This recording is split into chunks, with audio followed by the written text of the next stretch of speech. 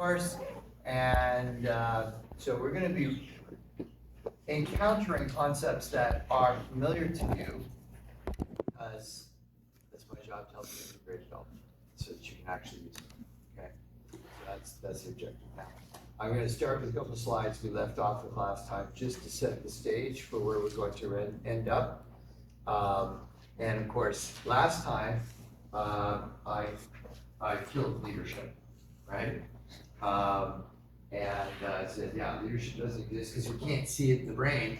And if there's something in the world that is being done by human beings, there's a corresponding action in the brain that we can see when it's happening. We can see different areas of the brain lighting up for different activities, such as when you're doing a math equation, a certain portion of your brain is lighting up, and that is different from when you are feeling romantically drawn to another human being. Okay, different part of your brain lights up in those different situations. So, and by the way, if you're being romantically drawn to somebody else, it's very hard to do a math equation at that moment. Okay, because they're all rich people, right? So the brain dampens down parts of itself in order to do other things, right? That's what happens. So when we left off, we realized that leadership doesn't exist in the brain, so it's not a thing.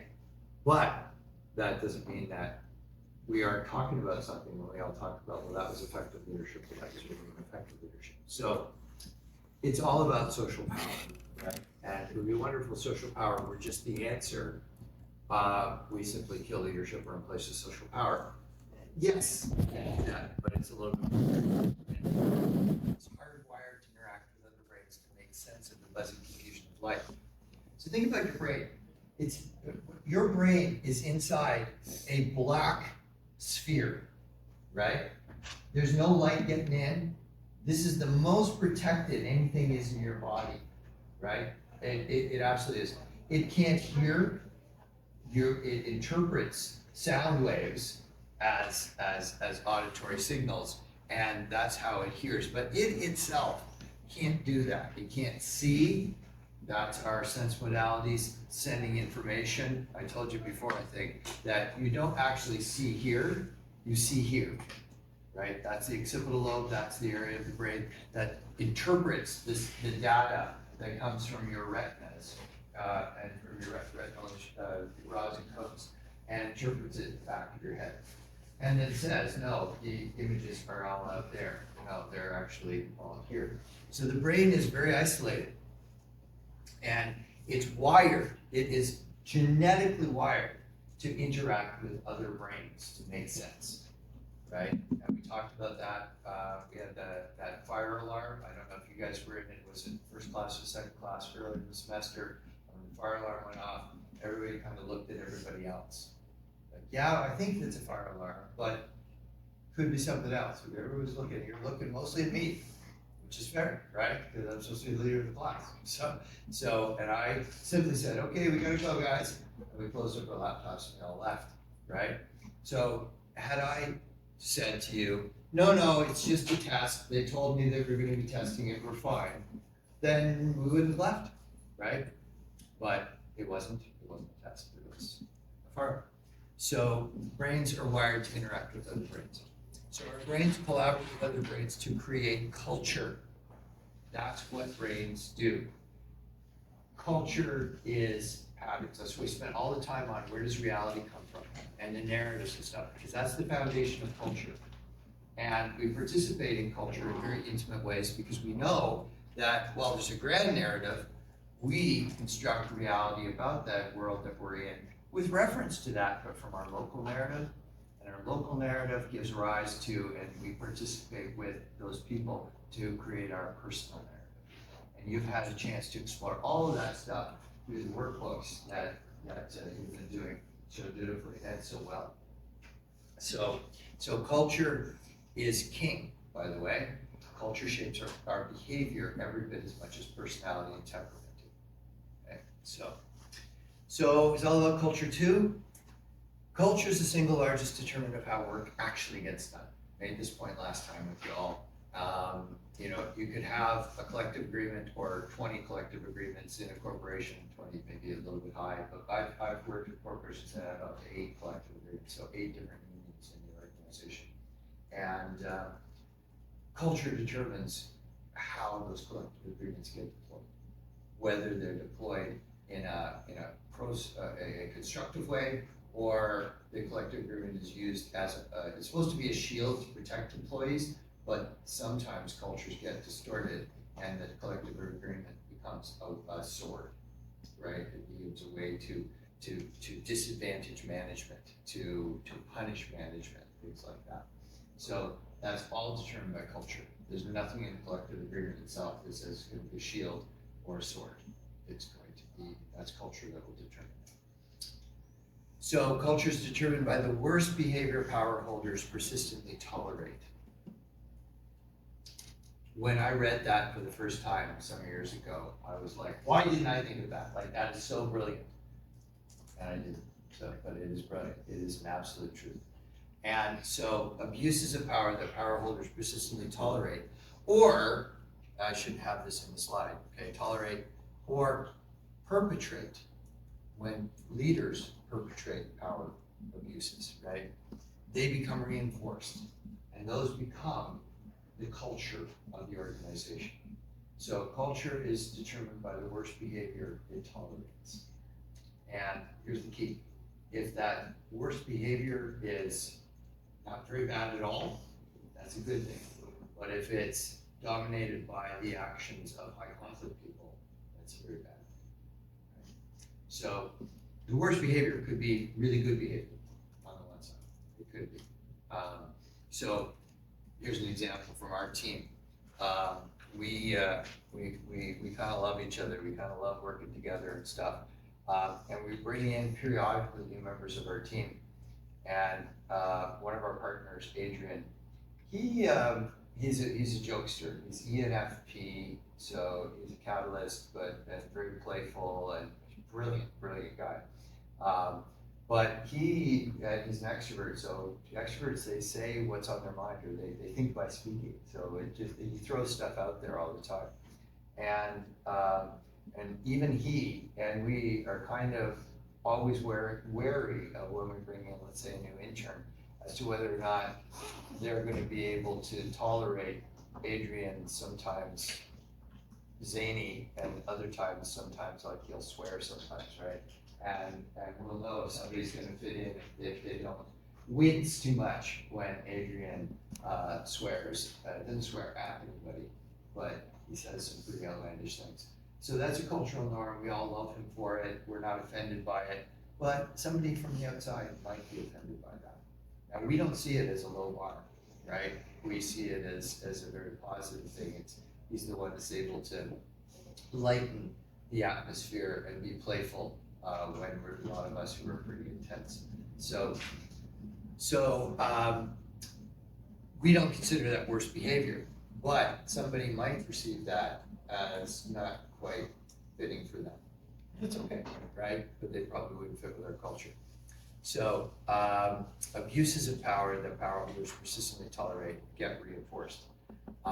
When Adrian first joined the team, and he was sort of on his best behavior at the beginning, but then more and more he got comfortable and he started saying some of these things, and we all laughed. Like, he just gets us we just laugh so much together. This is not one of our clients, right? This is just us together. And he adds a feel to the culture, because we all not only tolerate it, we reinforce it. Yeah, we can't wait to find out what Adrian's going to say next, right? And it's playful and it's fun and we'll enjoy it. So, disrupting leadership, it's all about culture. The single most important thing you can do to shape culture of high performance, this course is all about promote the ethical use of social power. I'll show you why. Okay. So those behaviors persistently reinforced become the dominant culture norms. So if we accept Adrian saying, sometimes off-color words, swear words, and things like that, of course, him joking around, then that's gonna be tolerated, that's something that's reinforced, that it's okay amongst us. If he were using those swear words against somebody and we tolerated that, that would be a very different set of circumstances, right? If he was accusing people or calling them names or something like that, that would not be okay. Although we could reinforce that, and that could be our culture, but that would be, in my view, a very toxic culture, not one that I would want to be part of. So behaviors we persistently allow, tolerate, reinforce become the dominant cultural norms. The dominant norms of your culture are those pertaining to the use and or abuse of social power. So that's because they activate the alarm and the rewards in your support. Remember, that's where power is experienced. Leadership isn't experienced, it doesn't light up any part of the brain because we don't know what leadership is, but social power does. It's the alarm and the reward center in the brain, or both at once. And that's power, right? If power is being abused, it's going to light up the alarm system. If power is being used ethically, it's going to be a very rewarding experience for you, right? Because I know that how you behave, I can expect it will be in support of the mission and in support of those of us on the team, as opposed to at the expense of us, or at the expense of the mission. So it's all about power, eh? Yes, but we don't mean that cynically. It's very common for people to say, oh yeah, it's all about power, right? It's all about who you know. Well, those are true, but there's power happening right here, right now, okay? This social interaction, all social interactions are predicated upon power. And there's power happening right now. Many forms, actually, I'm gonna show you how that works. We haven't really gone over the 13 forms, but you know there are 13 forms of social power. So I'm standing here with legitimate power because the Dead School of Business has said, we want you to teach the course, and we acknowledge that you have an expert power through your PhD in this field, right? If I had a PhD in plumbing, I don't think they have a PhD in plumbing, it's a trade, right? But they would not give me the legitimate power to stand here because I wouldn't have the expert power behind that, right? So they give me that power to come here and teach you. Now, what you're doing is you're attending this place and you're hoping that what I have to say is actually going to help you increase your power. And how is that? Well, information from an expert, right? Now you may just be absorbing this information to pass the course, and you may not think that this is worthwhile or anything like that. That's reality shaping power. I'm trying to shape your reality about organizational life and leadership and power and all the rest of that. You are going to get information power, that's going to build your expert power, and you're going to earn a degree, and that degree gives you legitimate power. So this whole thing is about power, but so is all social interactions about power. You're actually increasing your power by attending this university, and this is one increment in that process to help you increase your power, because you're going to add to your bachelor's degree a master's degree in human resources, and out of that you get legitimate power, because that degree grants you legitimate power to put master's manuscript behind your name. And you should, by the way, you should do that, the MM behind your name as soon as you graduate. And your expert power, and experts have information, okay? So it's not quite the same thing, but we'll come back to that. So I don't mean that power, it's all about power, I mean cynically, because most social interactions are not power contests, right? You're not contesting my power in any way. So we can conduct these classes together and have them end successfully. And hopefully after every one of those classes, you are more informed, you have more power to go out there and make a difference in the world. And that's my objective for you, is to go out there and make a difference, right? That's leadership. So it is all about power, but that doesn't mean it's cynical. That it's only a negative experience. So that's what we mean by right. So if the social norm bar of a culture is set low or high, it has to do with how ethically social power is being used. I have all the power I need to run this course. okay? But if I said to you, okay, everybody, get up on the floor, give me 40 push-ups. Okay? No, it's good. Now, if I did that, I would be exceeding my legitimate power, right? And you would have every right to not do that. And then if I kept insisting, you could have every right to go upstairs and talk to the dean about your professor, because he's asking us to do something that is not acceptable in a master's of management class, right? But I did do that routinely when I was captain, right? So I had the legitimate power with privates and Canadian forces. I could walk into the classroom and say, everybody in the aisles, drop, give me 40 push-ups, okay? And they couldn't contest that. Here, I could say, you're going to do 2 workbooks, a group presentation, and a final exam, and the only thing you can do is say, I'm not taking this course. But you couldn't go to the dean and say, well, he's making us do these things, and the dean would say, well, yeah, that's what we do, you know? And every prof gets to set their own grading system, and I'm not gonna intervene with that. Oh, he wants you to do 40 push-ups? Okay, I have to talk to the professor, right? And he would, right? He absolutely would. He was like, this is not okay. You can't ask me to do 40 push-ups. So I'm constrained in my power here too, right? There are things I can't do. And I'm good with that. I'm not trying to. So you have power in this room as well, right? So that all of this is happening in a way that's very collaborative, where we're all working together for a same mission, which is to produce some amazing graduates who are going to go out there and do some business. So if the bar is set low, you'll create a culture of mistrust, disrespect, and psychological wariness, because power is used and seen to be used abusively, right? And that is to the advantage of some and to the disadvantage of others at the expense of the mission. And this does happen. We've talked about high conflict people who don't care about the mission. They care about themselves and feeling powerful and exercising power and harming others because that's gratifying for them. And that happens. And that's a tragedy when it does happen. But it does happen. And I want to show you, well, we've already looked at all of the dark traits and personality disorders that lead to people that abuse power. We're going to come back to that shortly, bring it all together. If the bar is set high, you'll create a culture of trust, respect, and psychological safety because power is used and seen to be used ethically. That is in the service of the mission and in support of the people charged with achieving that mission. Okay? So that, now, think back to the last workbook you did. Think back to the criteria, the checklist for high performance teams. There was 2 items in that were called requisite conditions. 2. Anybody remember what they were?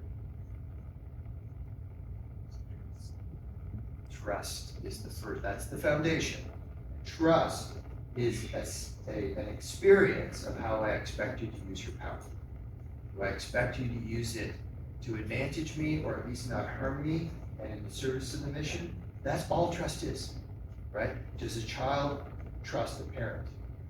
Okay? Because if that parent is inconsistent, it doesn't feed that child, it doesn't care for that child will learn not to trust that parent. The child wants to trust the parent, we're wired to want that, but when the parent fails them, they learn to mistrust and they learn to start to protect themselves because they can't count on that adult. Well, it's the same thing with leaders. Leadership isn't parenting, but it's darn close. Okay? So your people that you're charged with leading are going to look to you, they're going to watch you, they're going to see how you use your power. Are you using it so that, like a colonel who I served under in Trenton, he took the posting, he volunteered for this job in the military. You can apply to take certain jobs and they'll accept you or not. He wanted this one. Not because he wanted to command troops in basic training, but because Trenton is on Lake Ontario, right there on the Bay of Quinte, and he loved to have his power boat. and used that, so he brought it up that he had a dock that now, that's okay, on weekends he could go powerboat, but for him, he would be right after lunch, 1,300 hours every day, in his boat with a cell phone saying, if you need me, call me, okay? So he'd work about 4 hours a day, and then he'd be out there in his boat, on call, he'd say. Did we ever call him? Not once. Like, what's the point? Like this guy, you know, he wasn't out to mess us up, but he wasn't there to support us, right? So he was just coasting. He was having a nice time. He was a little, you know, not bad to get a full salary and work 4 hours a day, you know, 5 days a week. So he was abusing his power, and we didn't respect him for that very reason, and we never called him. So this is the key. So it's social power and culture, problem solved, right? Mostly, just don't abuse your power, right? And everything will be fine. Just, you know, use your power towards which it's intended, the mission, and supporting your people, and we'll be fine, okay? The problem is some brains are hardwired to abuse any power that they have and are highly motivated to acquire more power and abuse too, and you know who these people are, because we spent a lot of time studying the high conflict people in the world. See, they're wired, it's all coming together now, right? They are quite possibly about 20% of the general population. They're going to score high on one or more of the dark traits. Okay. Now, these slides are a simplified version that I present to other groups. You also know that personality disorders are good better than this as well. But the dark traits are good enough. That's all we need to be operating. So we know the dark traits. We know that they are benevolent in nature. They know that it's possible to have more than one dark trait. In fact, it's more likely if you score high on one, you probably score elevated on more than one, and you could be high on all four. You absolutely could be high on all four. You know this, okay? I'm just showing you how this relates back to the abuse of power and the cultures that you create. Because if there's abuse of power that's normative in that organization, you won't have trust, you won't have psychological safety, you will have a failed organization. Okay? It may limp along, but it will not thrive, and it will not be a culture of high performance. Hands down, guaranteed. Can't have that. So, what do the dark traits look like? Well, you know this. I'm going to give you the quickest refresher. That table, right there. Okay, you all know this well. So, the thing I want you to remind yourself of is that callousness and contempt is universal. I don't give a damn about you. The high MAC people and the narcissists and sometimes the psychopaths who try to manipulate you, oh yeah, there's manipulation. That's the other big one, right? Those are the commonalities. So if I'm smiling at you and treating you well, it's only to manipulate you and screw you over first chance I get. And they're hardwired, and you know you will not change them. Okay? So I don't have to make this case with you guys. You understand? So where's this take us? They're shiny and bright on the outside, heart of darkness on the inside. Right? That's what they're all about. And remember that if they can treat you nicely or treat somebody nicely with power, and then they kiss up, and then they kick down, that means they know what they're doing. It's not that they don't know better. They do know better. Sometimes they lie about that. We were just dealing with a man who was misogynistic, right? He would treat women. I can't even act it out, right? He would comment on the length of their skirt, or how he felt like they should wear their hair, or, you know, maybe they should have a lower cut blouse on. So he was in a leadership role and he's saying all these things to women. Now he doesn't comment on how men are dressing, which wouldn't be acceptable either, right? But then when he's called out on that, you cannot suggest women wearing shorter skirts or lower cut blouses or anything like that. He'd go, well, how am I supposed to know? I'm in a man's environment, and we talk like that. And he has 3 daughters and a wife, okay? And he's living in 2023. He knows he can't do that, but he was trying to get away with it, and he did get away with it for a long time until somebody said, I don't feel safe at work because he's trying to look down my blouse, and he's trying to do all of these. And then he knows what he's doing, but he goes, send me for some training on how to get along with women. No, okay?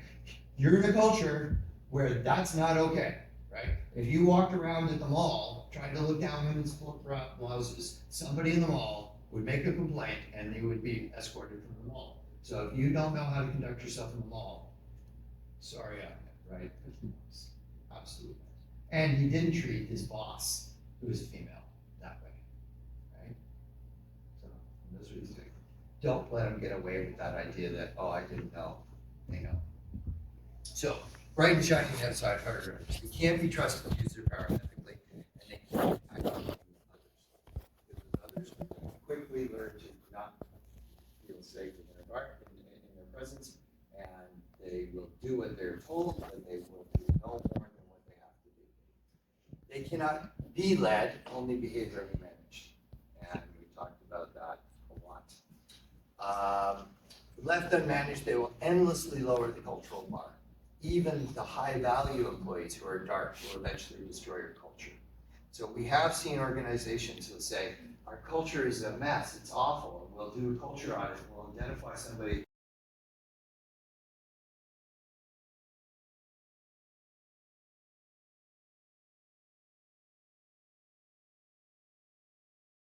and all the rest of it, okay?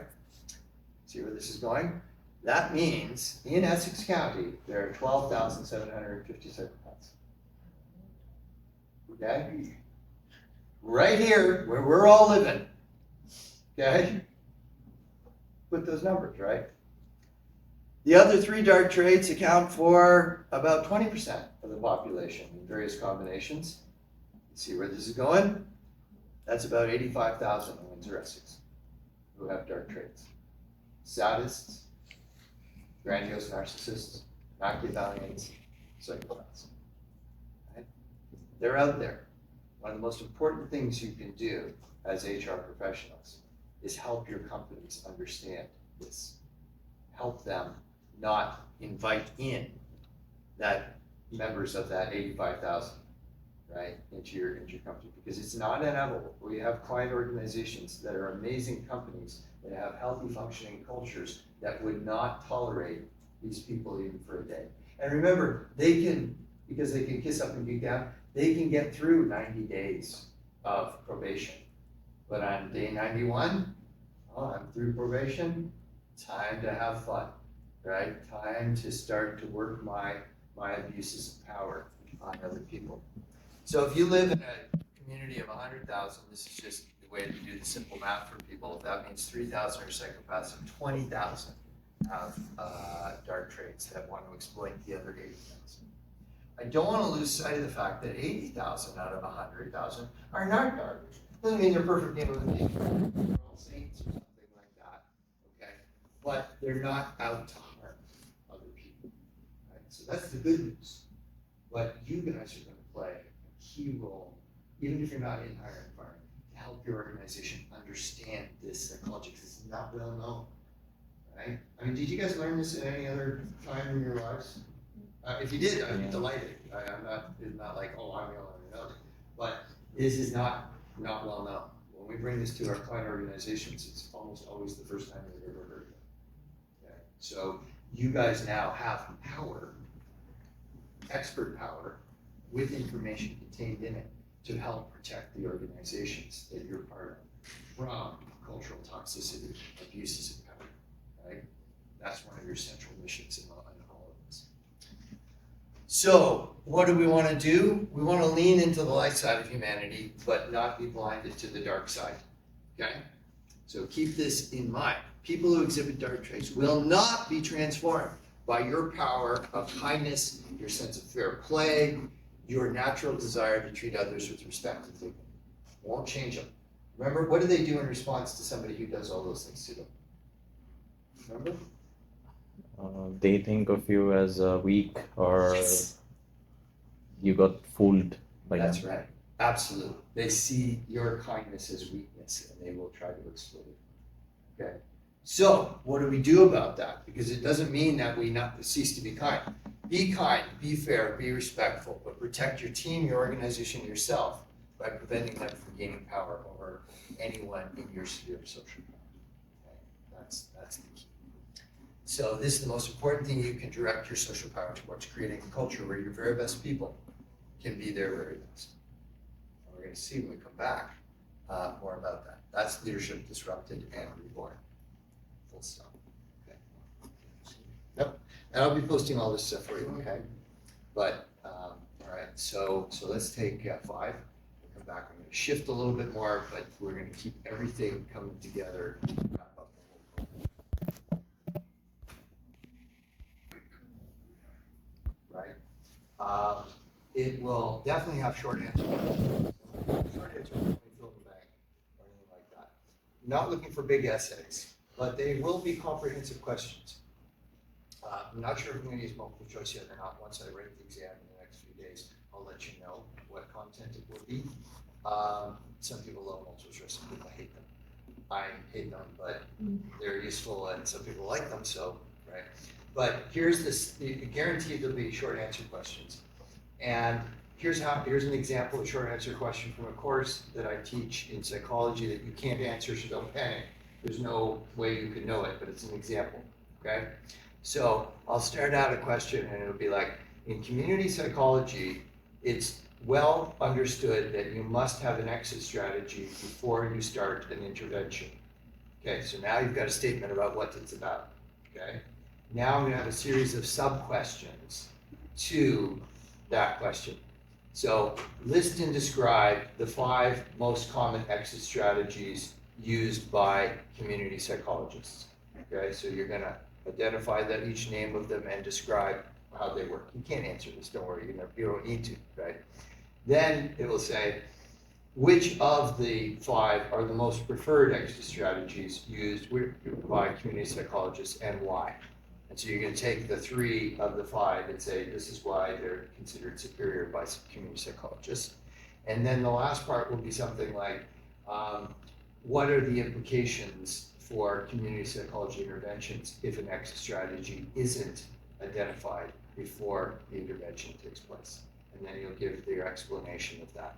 So that could go on and you're going to answer it in bullet points, but your bullets should be kind of like my bullet points and most of my PowerPoints where they're pretty descriptive, right? It's not just bullet point, 1 word, bullet point, 1 word, right? That's not going to cut it. You've got to show me you understand, right?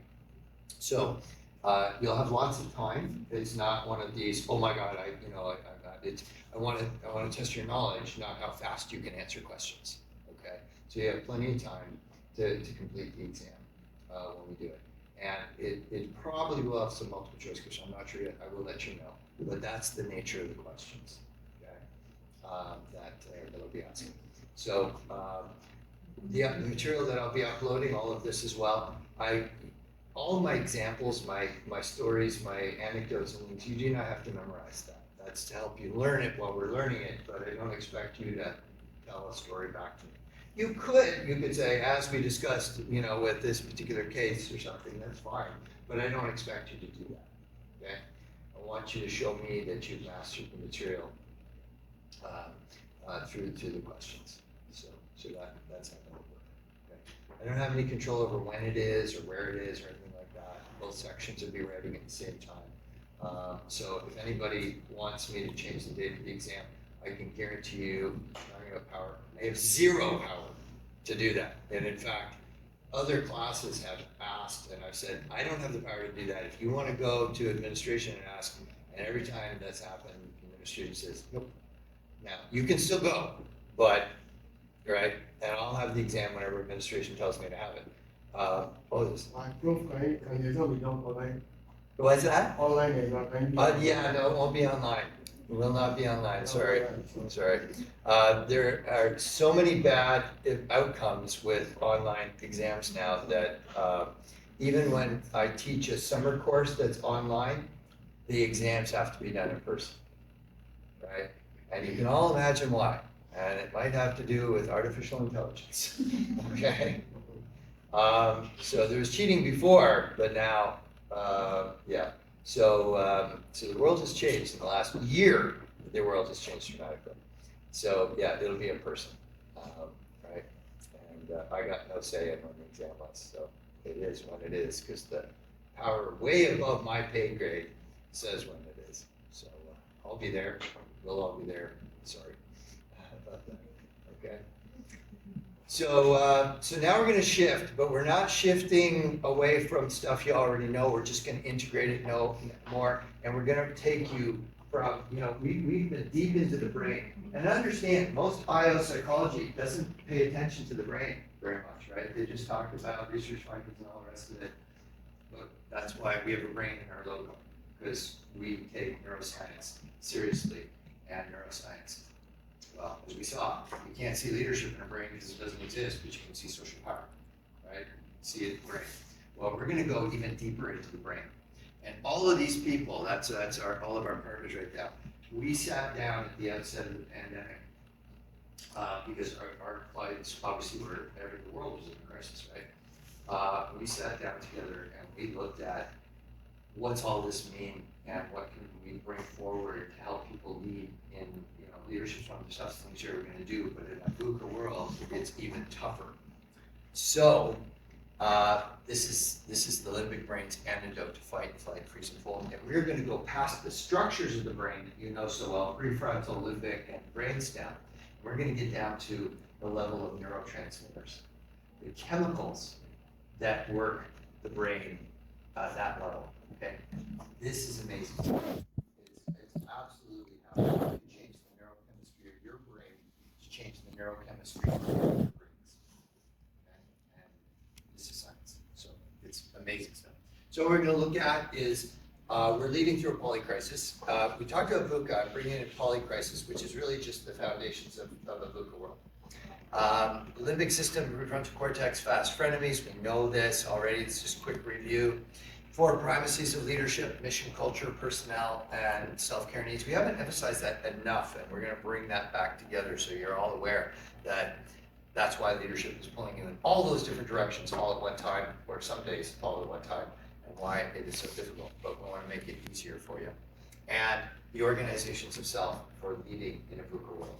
Okay, so that you all know your organizations of self can help you create the right organization of self to do this. The brain in crisis, it's a complex dance of neurotransmitters and hormones. So neurotransmitters are the chemicals that make the brain work, and hormones contribute to that. You're going to become aware of all of that through this, okay? It's the ideal organization of self for crisis leadership, and well, right, we're in a period that we expect to go at least a decade and quite possibly longer. And we're going to give you the language of the 3 C's. The 3 C's are the organization of self that we're going to be talking about. So, just to remind you, but to make polycrisis a little bit more clear for all of us. Polycrisis is a bunch of separate crises that cascade and impact one another, and then have on a global scale impact on, right?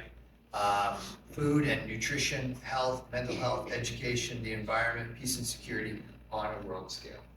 Okay, and I wish I could tell you that we're not in that period in history, but we are, and there's really no dispute about it. Nobody knows how long that will last, but polycrises in the past have lasted decades. Okay, so this is our new normal. New normal is VUCA, and so we gotta be prepared for that. So that means, right, we're living in a VUCA world, like it or not. Now, keep in mind this, there are a lot of opportunities that come out of VUCA too. It's threats, but it's also things can happen in a VUCA world that probably couldn't happen in a more stable and predictable world. Okay, so there are opportunities in this too. It's not all bad. What the opportunities can be hard on. Sometimes you got to push for them or search for them and then capitalize on them. So we know this, right? This is what our brains love. And of course, our brains really don't like this because they're cognitive misers. They don't want to expend more energy than they absolutely have to because they want to keep it, they're not lazy. It's to keep it in reserve. I don't know what's going to happen. This morning I got to write a report, but I don't want to do more. I don't want to burn all my energy on this one report because I don't know what's coming this afternoon. So I want to put as little energy as I can, even making a good report. Because I gotta keep something in reserve. So the brain's not stupid in trying to reserve its resources, and you all know how it's very much that. You also know these structures, we're gonna get into the biochemistry of each of these structures, you know what they do, and you know this, right? You know the diminishing functional IQ. What I didn't emphasize previously is another important feature of this, and that is that, well, okay, I was doing a variant on this presentation yesterday with Windsor Essex EMS, the paramedics. This is the first time I've ever told you a client we work with, but it's public knowledge, so I can say. And I was doing exactly where we're going to end up this course on the whole idea of psychological safety as the critical part of a functional culture. Okay? So I was presenting with that. And I said to them, these are all like captains and district chiefs and deputy chiefs and even the chief. They're all there. They're watching into. We got a new deputy or new chief, Justin Lammers, one of the most amazing leaders I've had the privilege to work with and coach. He's an astounding human being, and he's a catalyst, but that doesn't mean he's a better leader than a stabilizer or anybody else. But he's a catalyst, and his agenda is to take EMS for this community into the VUCA world that it's been in and will continue to be in. So he's up against lots of challenges, but he's got an amazing team. And I asked that team, okay, let's say all you guys here, they're all paramedics, right? You know, they're sort of the officers in the paramedics, but they're all trained paramedics. Say, you're away or you're at work, and one of your family members has a crisis, they have a medical crisis, they've injured themselves, something like that. What brain state do you want the paramedics who show up to be in when they arrive to care for your loved one? What do you suppose they said? Yeah, you want them prefrontal, right? You absolutely want them prefrontal because that's where they're going to do their best work on your family member, okay? But if they're constantly worried about what management's going to do to them, or if they make a mistake and management's going to throw them under the bus and punish them and maybe threaten their jobs and things like that, where are they going to be functioning from? Limbic. Yeah, they're going to be down here somewhere. So they're not going to be able to bring the best, okay? They aren't going to be able to bring the best. So the point that I was making with them is you create a culture of safety, psychological safety. And we will end the course with this too, so I'm just foreshadowing where we're going to go. You create a culture that is psychologically safe, and your paramedics are going to show up here. Okay? But if you create a culture that's unsafe, your paramedics are going to show up here, here, or here. Right? And that's not where any of us want them to be. By the way, these paramedics, I've worked with them for years, and it's so inspired by how committed they are to what they do to support us. And I had to call them. I'll tell you a story shortly about when my son, at 9 years of age, fell off a zip line. Okay, so these zip lines, they hold on and he fell, ran his back. So we'll come to that. But here's the piece I didn't tell you before. We know we're smarter up here and dumber down here. Okay, at least temporarily. But what we didn't emphasize was that we are more pro-social when we were up here and more egocentric when we're down here. Right? Every man for himself, right? I'm panicked. I'm not going to look out for the person next to me. I'm going to look out for me, right? That's what the brain does. It's self-survival at this level. Or just the people I'm closest to. That's the most, but I can't give a damn about people too far out when I'm in these states, right? In this state, I can be, hey, it's about me, but it's about all of us, right? And that's a key to all of this. Is that we need people to be able to be in it with other people so that our brains optimally interact with you. It's good to have one brain here. It's even better to have 20 brains here, right? That's where those 20 brains are going to collaborate to create the best possible outcomes. It doesn't have to be for paramedics. It could be for producing widgets or producing petrochemicals to make people's lives better or provide psychotherapy services. It doesn't matter. We want people to be here as much of the time as possible. And we know that VUCA drags us down here, right, to various levels. I will tell you, about a year from now, it's a little less than a year, November 4th next year, is going to tell us so much about what our future's gonna look like. And you know, and ideas what number of report next year is? That's the election for the president of the United States. And here is the projections that I'm having. I don't know who's gonna win, but if Trump wins, that's gonna be a bad thing. If Trump loses, that's gonna be a bad thing. It is. I mean, and I'll be the first one to stand here a year from now and say I was wrong to you, and I'm delighted to be wrong. But if Trump doesn't win, right, there's about 30% of the population that will not acknowledge that that was actually a fair election. Yeah, not my president. Yes, not my president, you got it. Right? So we're not gonna have a normal civil war like two sides against each other, but what we're anticipating is some serious civil unrest south of the border. And that's gonna, they have a reserve currency for the entire planet. That is going to shape the rest of our lives. And here in Canada, we're kind of attached to them. We're building another bridge to them. We're in no way we're gonna get a, and the expression in Canada is when the United States sneezes, Canada catches the cold. Right? So as things go in the States, doesn't mean that we will have civil unrest necessarily, but it will impact us dramatically. And it'll impact the planet dramatically. And if you think that I'm the only one thinking this way, then I'm not, but let me show you what just came up on my feed. We still have it. There it is. Putin. This came up my newsfeed. Putin won't make peace in Ukraine before 2024 US election. Okay, right there.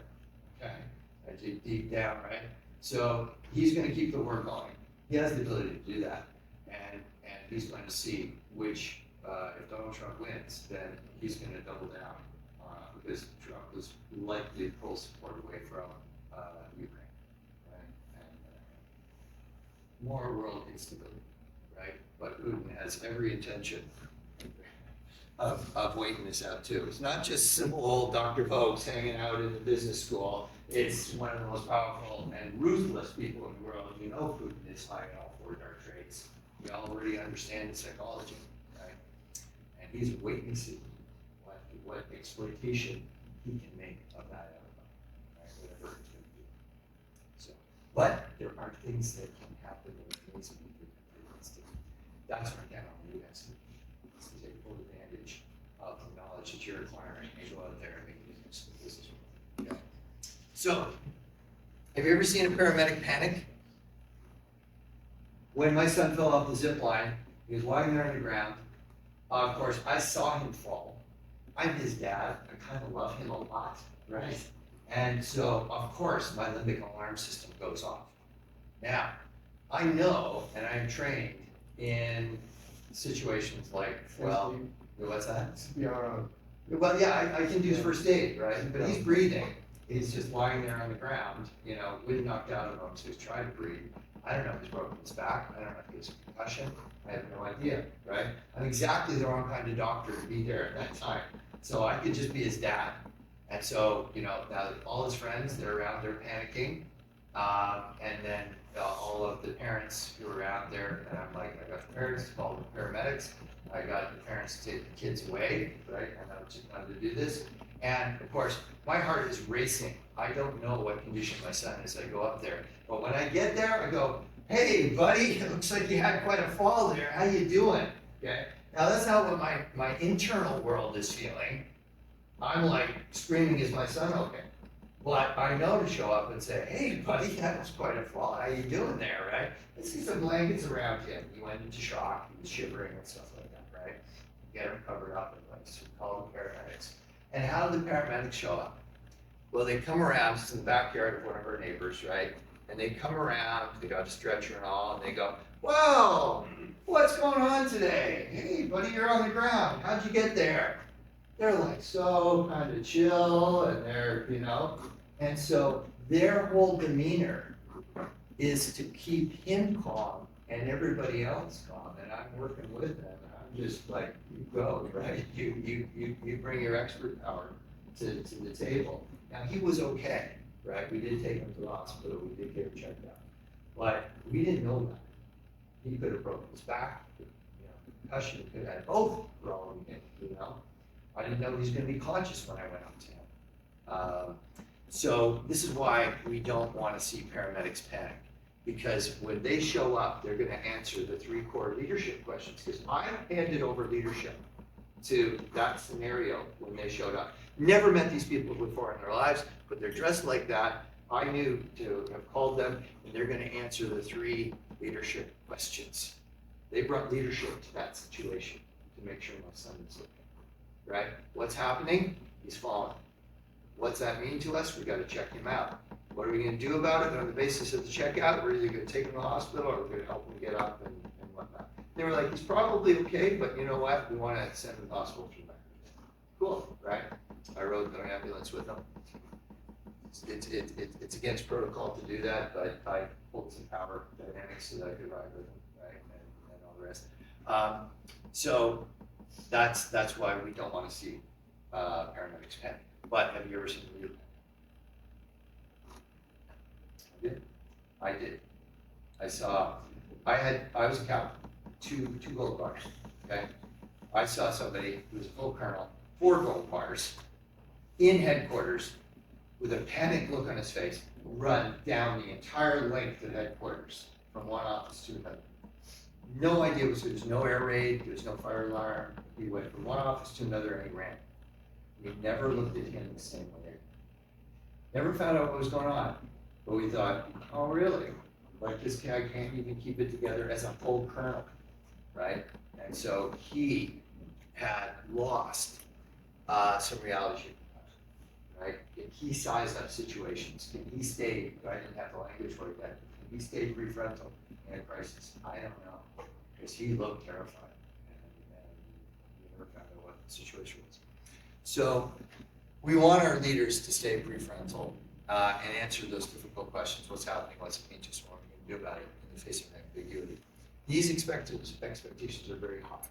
I absolutely admit that. It is hard being a leader. And I'm going to show you how you can show up and do those very things that you need to when people are looking to you to answer those 3 core leadership questions. You don't have to be in a formal position of leadership to be looked to for leadership, okay? 13 forms of power, only 1 is legitimate power, meaning you're manager of this, or you're a director of this, or you're supervisor of that. That's only 1 of the forms of power. And you have people that you orient to when things are ambiguous, right? Earlier in the semester, for one of our classes, I don't know if this one or the earlier one, we had a fire alarm. And when that fire alarm went off, everybody kind of looked at each other. The brains were orienting, you were mostly looking at me, right? And you took your cues from me. And what I did in that situation, I folded my arms and said, okay, we gotta go, guys. And we do that. But I also said, no, it's just a drill. They're testing the alarms. They told me in advance, you don't have to move. And that's what we would have done under those circumstances. Okay? So that's what brains do. You don't have to be in a formal position of leadership to be providing leadership. And we've all met people that have a rank in a corporation or a company, and they're just keeping the chair warm. Nobody actually goes to them, right? And you all know this. I just want to use it to illustrate where we've been and where we're going. We know about limbic system, prefrontal cortex, cognitive visor. We're going to show you the organization of self that you need to produce in order to lead in a group environment, okay? And it's going to make things amazingly easier, not easy, but easier if you know this and know how to do it. So, we all know temperament, and we told you don't think about all these different organizations of self, but now I want you to think about the organizations of self. And you've already drawn yours, and we know that there's many selves in there, right? And the question is, which of these many me's do I need to be next? And as I looked at that diagram, I wish I drew it, but I didn't. It's that one, okay? That's the organization of self we're going to help you create, or know to create, in order to lead through the decades to come, okay? And it works, it absolutely works. So what is that self? That is your organization of self, which exudes confidence, even when you might not be. Calmness, even if you don't feel it. and compassion, even if your patience is really short. Okay? Those are the 3 C's. I'm going to show you how you bring those into being in your head, and that is going to shape how the people that are looking to you for those answers are going to emerge as well. Okay? And so that's the magic that we're looking for in all of this. It's not magic, it's science. It's neurotransmitters. That's what we're going to be influencing. Now, keep this in mind, as I ran up to my son, I was quite a ways. It's a big property that our neighbors are on. As I ran up to him, having seen him fall, right? It's probably a 15-foot fall, at least. I was not feeling confident, calm, and compassionate. But the military, fortunately, doesn't know this, but it trains you for this anyway, right? Now I'm giving you the science behind why this works, why people in emergency rooms are trained not to run, not to scream, not to say, "Oh my God, you're bleeding." Instead, they say, "Okay, let's get some pressure on that," right? And then, military medics are amazing at this, right? And I've actually had to do 2 medevacs in my career where we call in helicopters and get them, and the medics show up. Doesn't matter what condition the person's in, the medics are going to show up and they're going to go, "Oh, I see. Yeah, okay, we'll get some pressure on that one. Hardly a scratch, right? You'll be off leave. 2 weeks, you'll be back on duty." They're lying. Or they're telling the truth. They're going to say the same thing. Sometimes it really is just no big deal, right? The worst medevac I had to call in for was one of my troops. It was a simulated attack on a position, and it was the end of a leadership exercise. So they're leading through a combat scenario, and there's smoke and there's explosions and all the rest. Nobody's going to die, and he's running. I saw in advance of our troops go into this position. And one of their troops was running, and then his foot disappeared. Okay, it literally disappeared. He got something more, but he kept going because he was running. Here, I'm careful like this. So his foot went down what they call a prairie dog hole. And prairie dogs are like ground squirrels. They bury into the ground, they don't go up the trees. And they're everywhere in Cold Lake. And they're just everywhere. And so his foot went down a very large prairie dog hole, but his body kept going. So we heard the crack right here. It was, yeah. So, we call in a dust off, a helicopter comes in. And I know this guy's military career's done. It is such a bad break. They'll be able to probably walk again because they're really good at that, but probably will never. But nobody's talking about that. No one's saying your military career's over, son. We're saying, "Oh yeah, we've seen worse." And everybody's looking at each other going, "Man, this guy's in a lot of pain," and they immediately give him morphine, and that's really big because it was rough. And I went with him on that helo flight. So, but we stayed calm, confident, and compassionate in that, even though we weren't necessarily feeling that. Okay. That's the first step. That's not the whole answer, but that's the first step. We'll see where this goes. And it's an amazing place that it actually goes. So think about this. Your different selves do different things, right? That's the key here. So your pessimistic self complains about the wind and just expects disaster, not functional. Your optimistic self, right, expects us to change and hopes for the best. And that's lovely, except an optimistic self that doesn't act on something is kind of, I have no confidence in a plan that involves and will hope for the best. Okay? If hope is part of your plan, you don't have much of a plan, right? We're just going to hope that whatever happens, and it's in our favor, right? So I'm not against being optimistic, but optimism without action and incorporating hope into a plan, not real solid. Okay. Your fearful self flees the situation. Our overwhelmed self freezes, shuts down. So we've gone limbic here, right? The angry self rages against misfortune, but doesn't do anything constructive with it. I can shake my fist at the storm, but the storm doesn't give a damn, right? But the 3C self adjusts the sails, sets a course, and gets ready to battle whatever the Fuka storm is going to bring. Okay? That's the organizational stuff I'm going to help you see and get yourself into so that you can create the organizations itself of others who are going to be responsive in that prefrontal way to whatever your organization's mission is. Okay? So that's where we're going to go when we come back.